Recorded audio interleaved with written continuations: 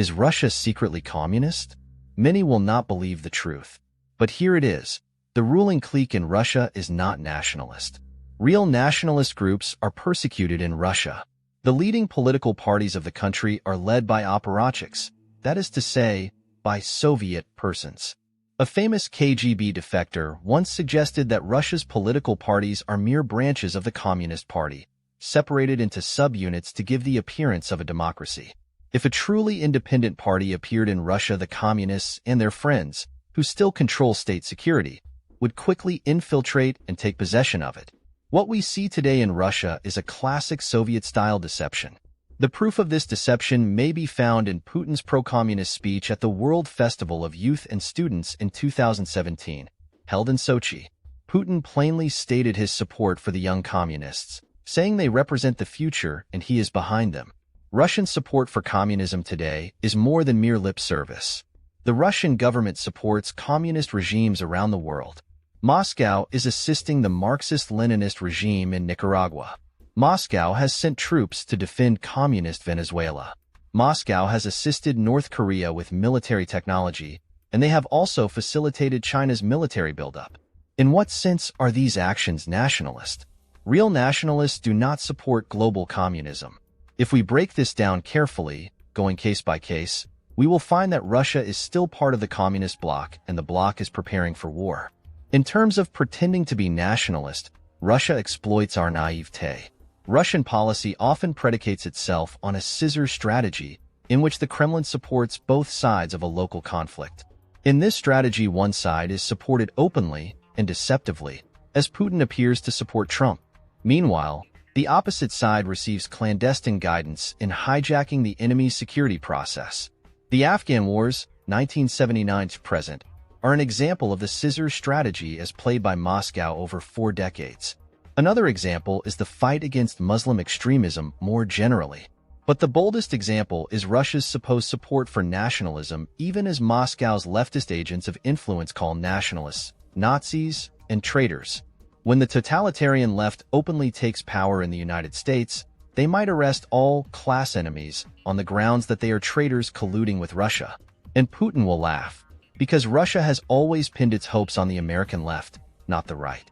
But almost nobody in the media understands the game. Few pundits have a real understanding of Russia's sophisticated store of strategic tricks.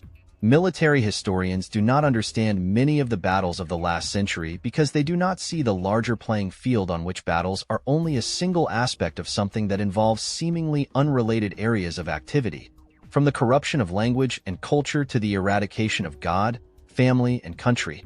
The problem is not entirely due to a failure of understanding, however. Much of recent history has been deceptively related by people who know they are lying, or don't care what the truth is. As Diana West wrote in her book, American Betrayal, our true heroes were branded with the 20th century's scarlet letter, A for anti-communist. Anyone who threatens the narrative of the new religion suffers what Eugene Lyons called a species of intellectual ostracism. Communism concealed itself after 1991, but it was more active than ever before. In the schools, in the media, in science, in the arts. After 1991, the Communist Party Soviet Union went underground. This was not a new maneuver. The communists performed a similar disappearing act with the Comintern in May 1943.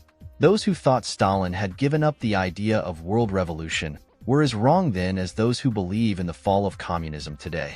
All these points should be perfectly obvious, yet people are unable to see past so many lies.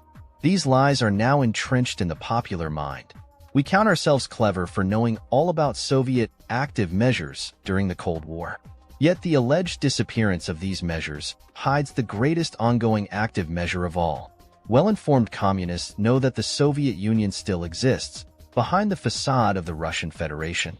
The USSR is still the Soviet motherland and the general staff of the worldwide communist movement.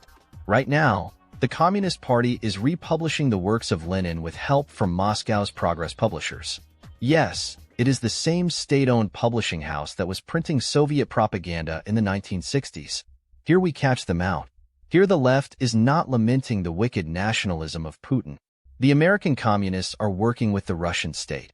Right now, today, in promoting Marx and Lenin, How is this possible if Putin is a nationalist? Of course, Putin is not a nationalist. And that is why he is building missiles and nuclear weapons as fast as he can. His goal is to smash capitalism, not to support nationalism. The United States may be very close to defeat as the moment of one clenched fist has arrived. Everyone missed the game, and now it is probably too late. Good luck with supposing our domestic left have got where they are without Russian guidance. Our domestic communists are supporting the same active measures the Soviet Academy of Sciences procured for them in their sabotage and subversion operations of decades past. Nothing has really changed since the 1930s, except that we have no anti-communist organizations such as the FBI or the Catholic Church. The anti-communist is an endangered species, and given what we see on every side, from the celebrity of Alexandria Ocasio-Cortez to belief in global warming, Western civilization is losing on every front. Russia is still the motherland of socialism. Putin is not a nationalist, but a communist. The Kremlin did not want Trump to be president. They wanted Clinton, and they are building up AOC for the future.